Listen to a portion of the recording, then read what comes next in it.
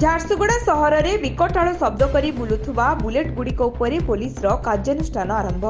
ଏହି ବୁଲେଟ୍ ଗୁଡ଼ିକର ଶବ୍ଦ ନେଇ ବାରମ୍ବାର ଅଭିଯୋଗ ପରେ ଆଜି ଝାରସୁଗୁଡ଼ା ପୋଲିସ ବିଭିନ୍ନ ସ୍ଥାନରେ ଚେକିଂ କରି 9ଟି ବୁଲେଟ୍ ଜବତ କରିଛି। ସମସ୍ତ ବୁଲେଟ୍ର ବିକଟାଳ ଶବ୍ଦ ସୃଷ୍ଟିକାରୀ ସାଇଲେନ୍ସର ଖୋଲି ଦିଆଯାଇଥିବା ବେଳେ ଗାଡ଼ି ମାଲିକଙ୍କୁ ଜୋରିମାନା ଦେବାକୁ ହେବ ବୋଲି ସୂଚନା ମିଳିଛି। ଗୋଟିଏ ପଟେ ପୋଲିସ ବୁଲେଟ୍ ମାଲିକଙ୍କ ବିରୋଧରେ କାର୍ଯ୍ୟାନୁଷ୍ଠାନ ନେବା ଆରମ୍ଭ କରିଥିବା ବେଳେ ଯେଉଁ ଦୋକାନ ଗୁଡ଼ିକରେ ଏହି ସାଇଲେନ୍ସର ଲାଗୁଛି ତା ବିରୋଧରେ କେବେ କାର୍ଯ୍ୟାନୁଷ୍ଠାନ ହେବ ବୋଲି ଲୋକେ ପ୍ରଶ୍ନ କରିଛନ୍ତି। ଝାରସୁଗୁଡ଼ା ସହରରେ ବିକଟାଳ ଶବ୍ଦ କରି ବୁଲୁଥିବା ବୁଲେଟ୍ ଗୁଡ଼ିକ ଉପରେ ପୋଲିସର କାର୍ଯ୍ୟାନୁଷ୍ଠାନ ଆରମ୍ଭ।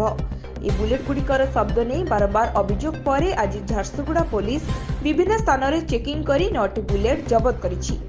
ସମସ୍ତ ବୁଲେଟ୍ର ବିକଟାଳ ଶବ୍ଦ ସୃଷ୍ଟିକାରୀ ସାଇଲେନ୍ସର ଖୋଲି ଦିଆଯାଇଥିବା ବେଳେ ଗାଡ଼ି ମାଲିକଙ୍କୁ ଜୋରିମାନା ଦେବାକୁ ହେବ ବୋଲି ସୂଚନା ମିଳିଛି। ବେଳେ ଯେଉଁ ଦୋକାନ ଗୁଡ଼ିକରେ ଏହି ସାଇଲେନ୍ସର ଲାଗୁଛି ତା ବିରୋଧରେ କେବେ କାର୍ଯ୍ୟାନୁଷ୍ଠାନ ହେବ ବୋଲି ଲୋକେ ପ୍ରଶ୍ନ କରିଛନ୍ତି।